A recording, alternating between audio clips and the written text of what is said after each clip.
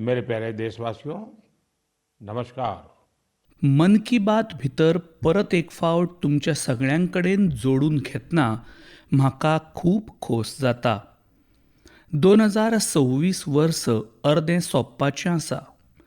ह्या 6 म्हयन्यांत आमी मन की बात वरवीं देशांतल्या लोकांच्या जायत्या कामगिरींचेर भासाभास केल्या.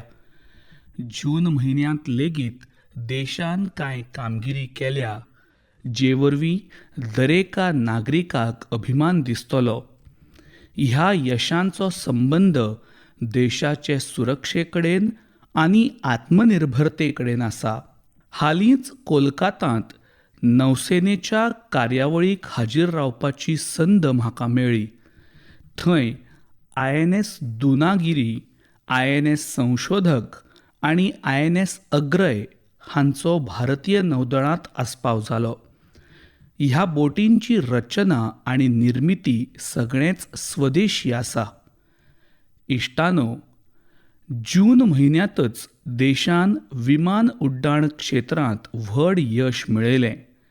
C-295 हें विमान मेड इन इंडिया आसा आनी C-295 विमानाचें पयलें उड्डाण पुराय जालां आनी अशीं 40 विमानां भारता भितरूच तयार करतात. हाका लागून MSME आनी एरोस्पेस क्षेत्राक नवें बळगें मेळपाक लागलां. रोजगाराची संद वाडत आसा आनी आत्मनिर्भर भारताचो संकल्प लेगीत बळिश्ट जायत आसा. ह्याच म्हयन्यांत DRDOन स्वदेशी long range land attack cruise मिसायलची लेगीत यशस्वी चांचणी केल्या. DRDOच्या प्रयोगशाळा आनी इंडियन इंडस्ट्रीज पार्टनर्स हांणी संयुक्तपणान तें तयार केलां. म्हळ्यार आयज आमचो भारत दर्या सावन मळबा मेरेन चड सुरक्षीत आनी आत्मनिर्भर जावपाक लागला. इश्टानो, जूनांत आनीक एक कार्यावळ जाली. तातूंत पुराय संवसार भारताच्या यत्नां कडेन जोडिल्लो आनी ही कार्यावळ म्हळ्यार आंतरराष्ट्रीय योग दीस. हे खेपे संवसारांतल्या 2500 परस चड सुवातींनी विंगड विंगड प्रकारचे योग कार्यक्रम जाले. आमच्या देशांतल्या कोट्यांनी लोकांनी वेगवेगळ्या सुवातींनी योग कार्यावळींत वांटो घेतिल्लो.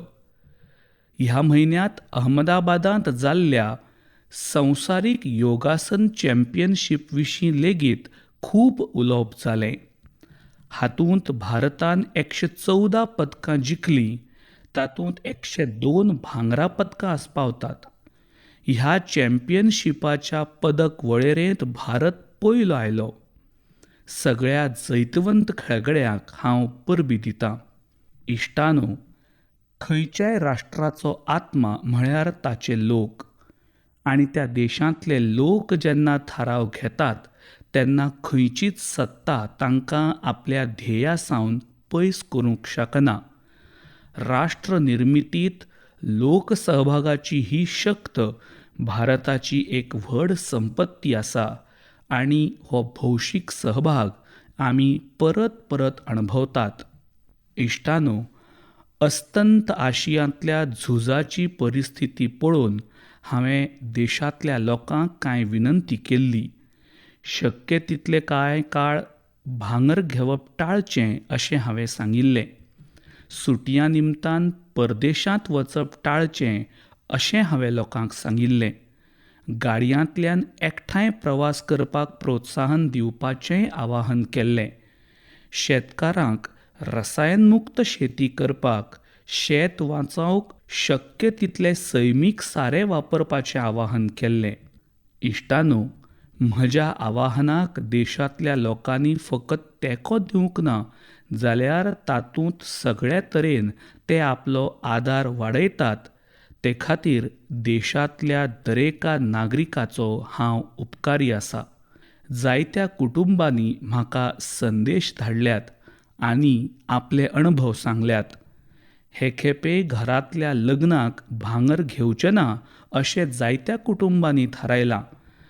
गरज पडल्यार आमी पोन्न्या भांगराक रिसायकल करून नव्यो वस्ती तयार करतले. हे खेपे परदेशांत भोंवप कशें फुडें धुकल्लां ताचे विशीं लेगीत जायत्या जाणांनी सोशल मिडियाचेर बरयलां. इश्टानो, कार पोलिंग करपा संबंदी लोकांनी आपले अणभव सांगल्यात. आदीं दर दिसा स्वताच्या वाहनांतल्यान एकेच वाटेन वचपी लोक आतां एकठांय वचपाक लागल्यात. लोक शक्य तितले बशी आनी मेट्रो वापरतात. हाका लागून पेट्रोल आनी डिझेलाची बचत जाता. तेच प्रमाण देशांतल्या वेगवेगळ्या वाठारांनी सैमीक साऱ्यांचो वापर वाडिल्ल्याची म्हायती मेळटा. इश्टानो, आमी भारतीय लोक एकठांय येवन ह्या जागतीक संकश्टा आड झुजतात हाची म्हाका खोस आसा. भौशीक सहभागाची ही शक्त आमकां घटमूट आनी यशस्वी करतली असो विश्वास म्हाका आसा. म्हज्या प्रिय देशवासियांनो, आमच्या देशांत वाडदीस, लग्न ह्यो फकत कुटुंबीक घडणुको न्हय तर पुराय समाजाचो उत्सव आसतात. दरेका कुटुंबाक आपलें सूख हेरां कडेनूय वांटून घेवचें अशें दिसता. लोक आपल्या सोयऱ्यांक भेटवस्तू लेगीत दितात. इश्टानो, महाराष्ट्रांतल्या नांदेडांतल्या एका कुटुंबान आपली खोशी वांटपा खातीर अशें कितें तरी केलां जें चर्चेचो विशय जाला. पेटकर कुटुंब हांगा नांदेडच्या बहादुरपुरा गांवांत रावता. सूख वांटून घेवचेंच आसत जाल्यार अशी गजाल दिवची जी कठीण काळांत कुटुंबाक आदार दिवंक शकता अशें ह्या कुटुंबाक दिसलें. आपल्या घरांतल्या लग्ना निमतान ह्या कुटुंबान गांवांतल्या सुमार 3,500 लोकांच्या अपघात विम्याची वेवस्था केली. दरेकल्याक ₹1,00,000 विमो कवर दिलें. ह्या उपक्रमा फाटली भावना खूब मार्मीक आसा. अपघाता उपरांत कुटुंबाक अर्थीक अडचणीक तोंड दिवचें पडटा हें ह्या कुटुंबान पळयल्लें. अशा वेळार ल्हानशी मजत लेगीत व्हड आदार जाता. इश्टानो, देशांतल्या कोट्यांनी कुटुंबांक सरकार सुरक्षा कवच दिता. प्रधानमंत्री सुरक्षा विमा येवजणे खाला फकत ₹20 वर्सुकी प्रिमियम म्हळ्यार एका वर्सा खातीर फकत ₹20 प्रिमियम दिल्यार ₹2,00,000 मेरेन अपघात विमो मेळटा. आतां मेरेन 58 कोटी परस चड लोक हे येवजणेंत सामील जाल्यात. तातूंत सुमार 28 कोटी आमच्यो आवयो, भयणी, धुवो, बायलो आसात. आतां मेरेनच्या हिशेबा प्रमाण बादीत कुटुंबांक हे येवजणेंतल्यान ₹3,700 कोटी परस चड मजत मेळ्ळ्या. इश्टानो, तेच तरेन प्रधानमंत्री जीवन ज्योती बिमा येवजण लेगीत तितलीच म्हत्वाची आसा. हे येवजणेंत मनशाक दुखद मरण आयल्यार ताच्या कुटुंबाक ₹2,00,000 विमो कवर मेळटा. ताचें वर्सुकी प्रिमियम फकत ₹436 आसा. म्हळ्यार दिसाक चडांत चड ₹1.5. आतां मेरेन 27 कोटी परस चड लोक हे येवजणेंत सामील जाल्यात. हाचे खाला देशांतल्या सुमार 11 लाख कुटुंबांक सुमार 22,000 कोटी रुपयांची मजत मेळ्ळ्या. हे आंकडे खूब व्हड आसात. ह्या आंकड्यां फाटल्यान लाखांनी कुटुंबांच्यो आपापल्यो काणयो आसात. खंय तरी एका आवयक भुरग्यांचें शिक्षण चालू दवरपाक आदार मेळ्ळो. खंय तरी घरांतल्यो जापसालदारक्यो हाताळपाक एके बायलेक आदार मेळ्ळो. इश्टानो, केन्ना केन्ना व्हड सुरक्षा सामकी ल्हान प्रमाणांत आनी ल्हान पावलांनी सुरू करूं येता. ल्हान निर्णय लेगीत व्हडलो फरक करता.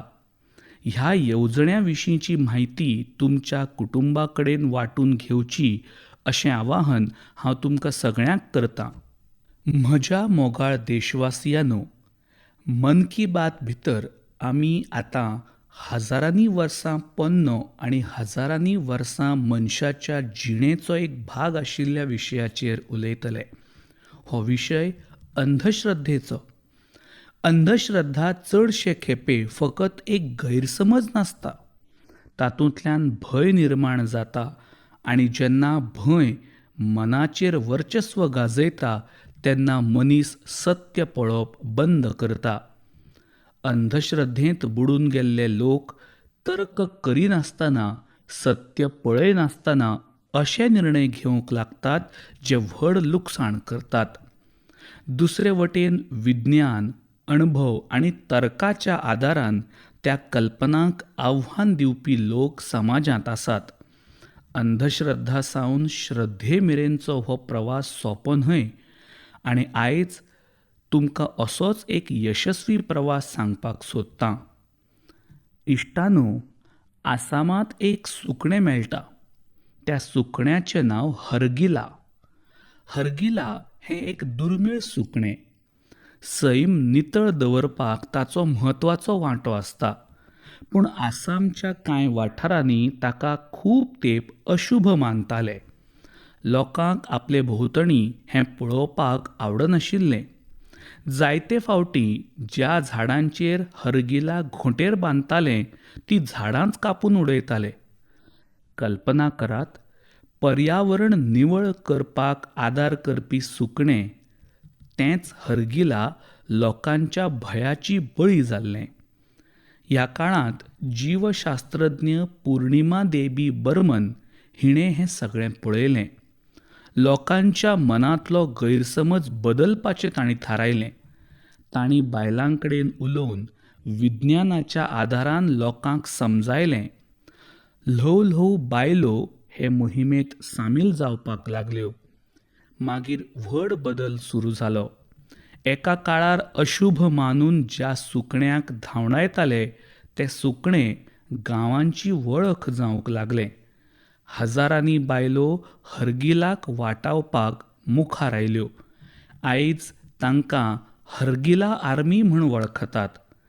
ह्या बायलांनी समाजा कडेन लेगीत संघर्श केलो. समाजाक समजावपा खातीर दीस रात वावुरल्यो आनी अंधश्रद्धा सोडून दिवपाक लायले.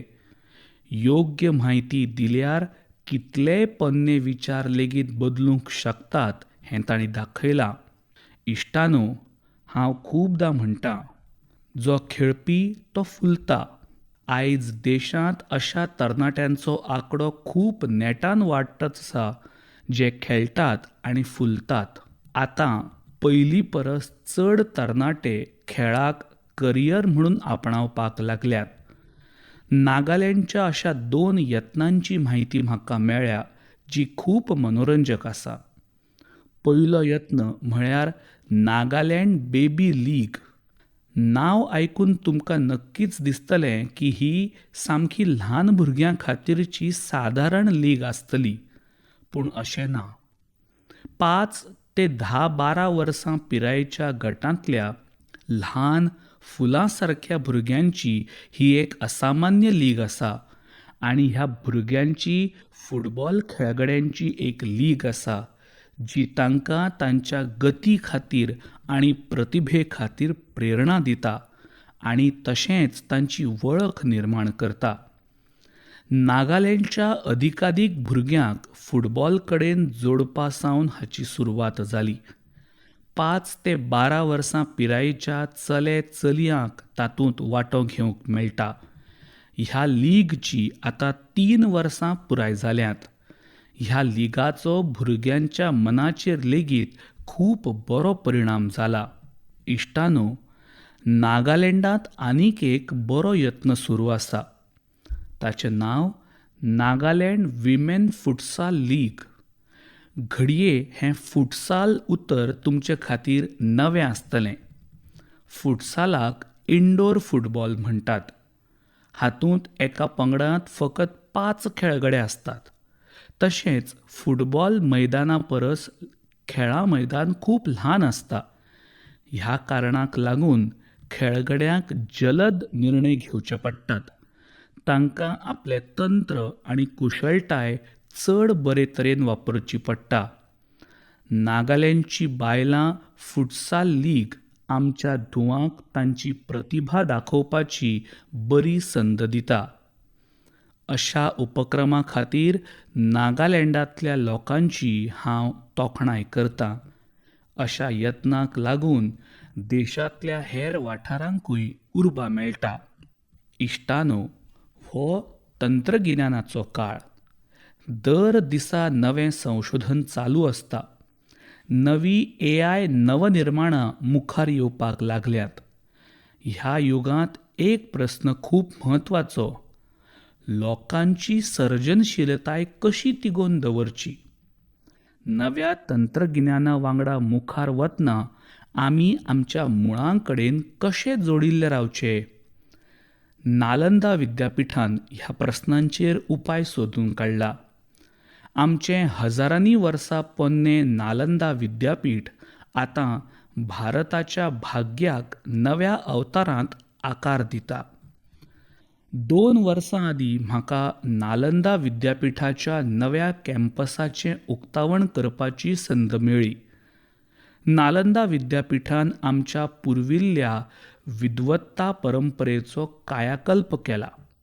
शास्त्रार्थ हें फकत आपलो मुद्दो उक्तावपाचें माध्यम न्हय.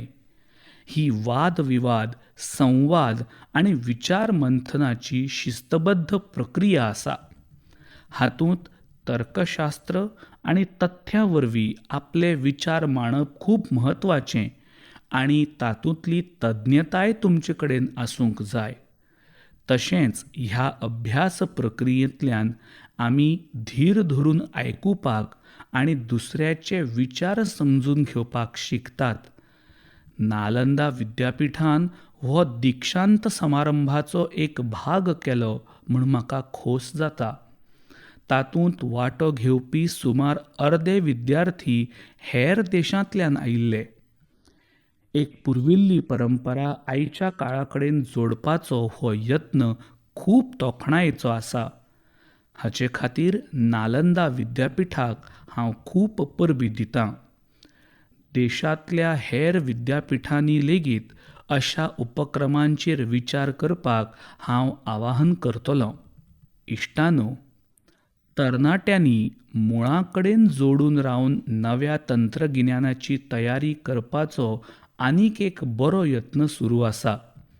दिल्लींतल्या केंद्रीय संस्कृत विद्यापीठांत आर्टिफिशियल इंटेलिजन्स आनी डेटा सायन्सांत BTech प्रोग्राम सुरू जावपाचे आसात.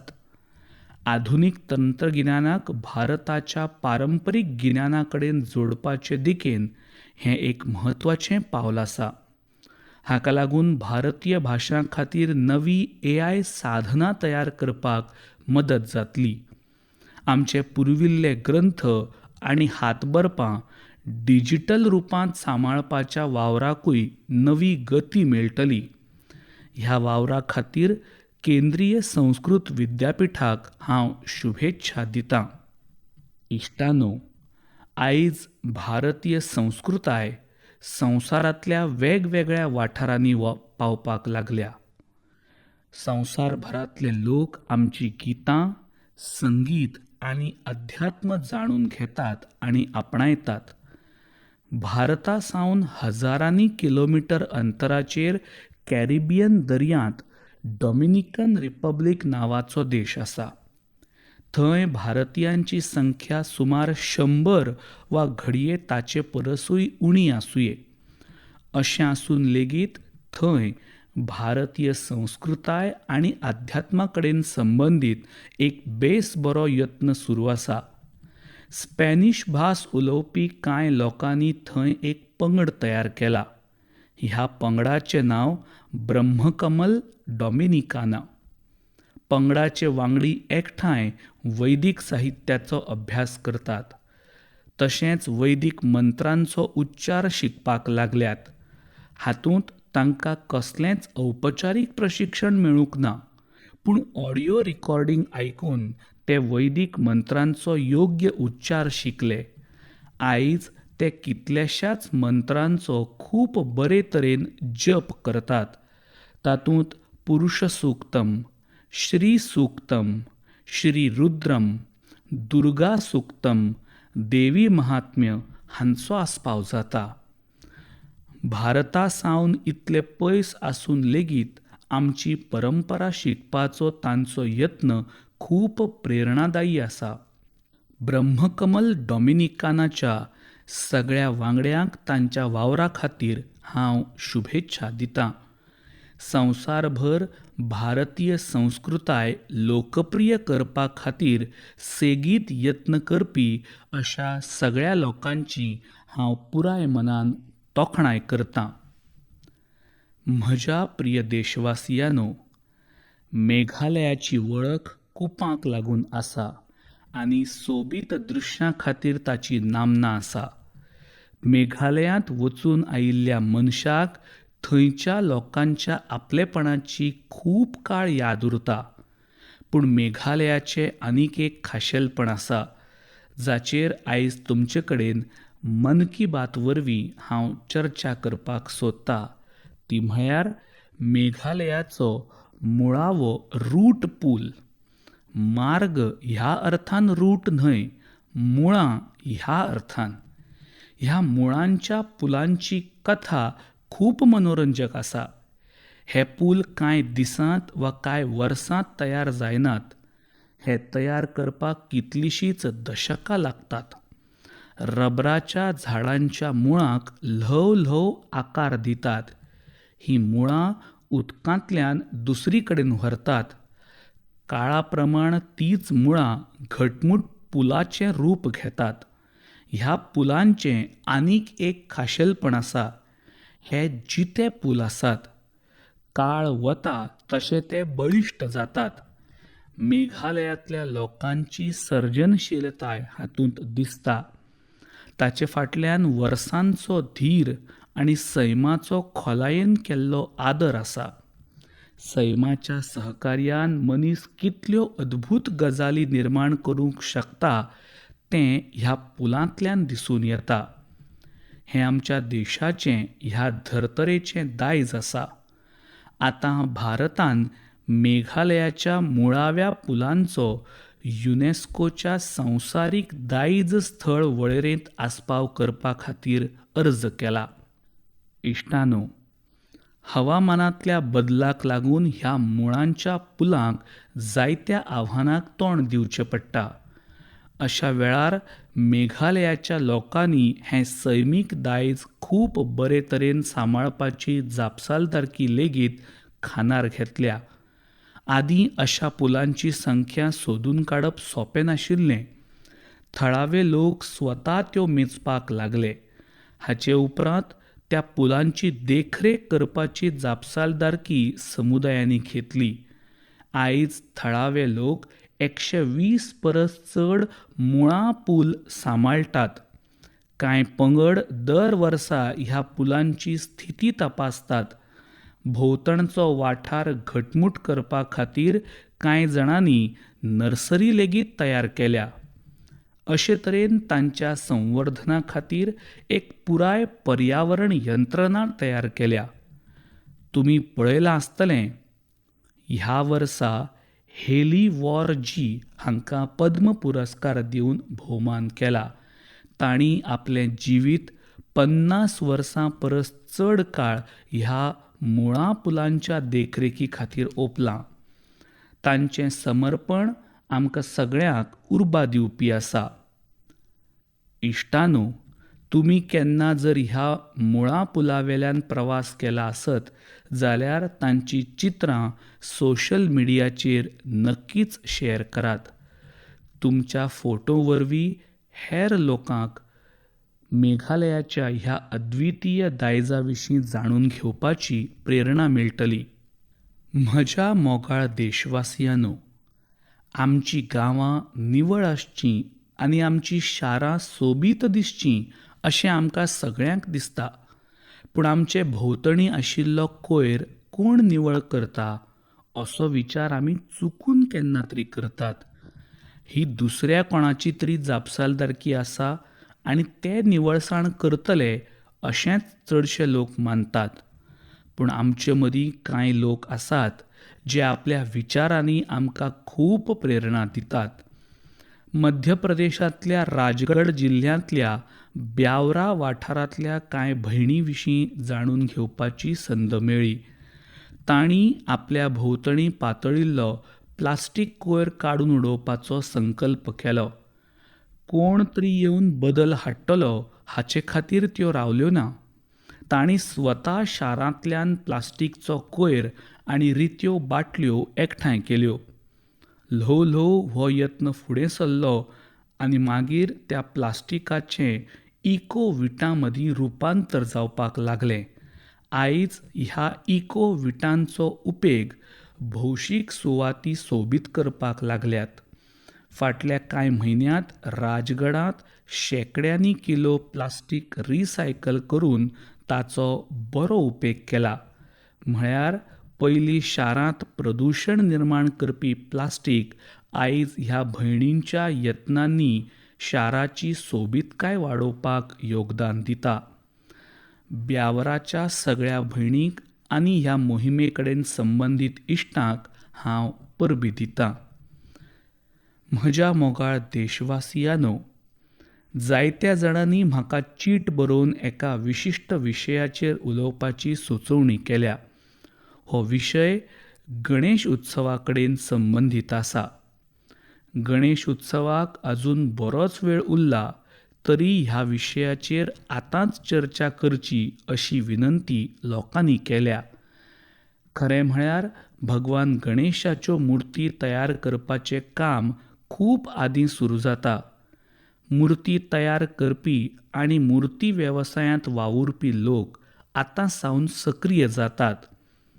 देखून तुमकां सगळ्यांक हांव एक विनंती करतां. तुमच्या घरांत, समाजांत वा लागसरच्या सुवातेर स्थापन केल्ली गणपती बाप्पाची मूर्त आमच्या देशाच्या मातयेंतल्यान तयार करची. ती आमच्याच कुंभार आनी थळाव्या कलाकारांनी तयार केल्ली आसची असो यत्न करचो. तशेंच गणपतीच्यो मुर्ती तयार करपी लोकांनी लेगीत मातयेच्या मुर्तींक प्राधान्य दिवचें अशी विनंती हांव तांकां करतां.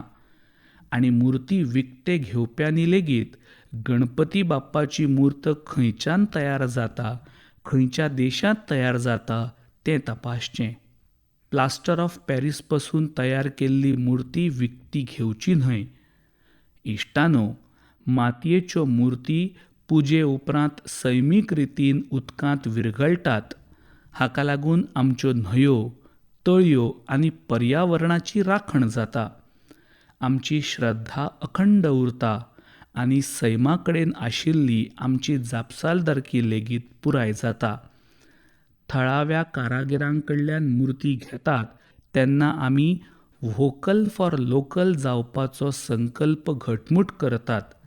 हे खेपे गणेश उत्सवांत तशेंच हेर प्रत्येक उत्सवांत आमी अशा सगळ्या गजालींचेर गंभीरतायेन विचार नक्कीच करतले आनी देशाच्या हिता खातीर लेगीत पावलां उबारतले अशें म्हाका दिसता. इश्टानो, आमच्या देशाची सगळ्यांत व्हडली तांक म्हळ्यार आमच्या देशांतले लोक. देशांतल्या वेगवेगळ्या वाठारांनी जावपी ल्हान व्हड यत्न आमकां खूब कितें शिकयतात. समाजाच्या मनांत आनी आदारांत निश्चय आसता तेन्ना खंयचोय व्हडलो बदल घडोवन हाडूंक मेळटा हें ह्या यत्नांतल्यान दिसून येता. तुमच्या भोंवतणी घडपी अशा यत्नां विशीं तुमी म्हाका बरयत रावपाक जाय. तुमचे विचार आनी सुचोवण्यो धाडत रावात. घडये तुमच्या भोंवतणचो एखादो ल्हान उपक्रम पुराय देशाक प्रेरणा जावंये. फुडल्या म्हयन्यांत आमी परत मेळटले. देशांतल्या लोकांच्या कांय नव्या यत्नांचेर चर्चा करतले. तो मेरेन स्वताची आनी कुटुंबाची जतनाय घेयात. आनी हय, उदकाचो सांबाळ तर करपाचोच आसा. पावसाच्या उदकाचो दरेक थेंब आमी वाटावपाक जाय. कॅच द रेन ही मोहीम मात्तूय शिथील जावंक दिवं नाकात. तर म्हजी खाशेली विनंती म्हळ्यार पावसाच्या उदकाचो दरेक थेंब आमी सगळे मेळून वाटावया. खूब खूब धन्यवाद. नमस्कार.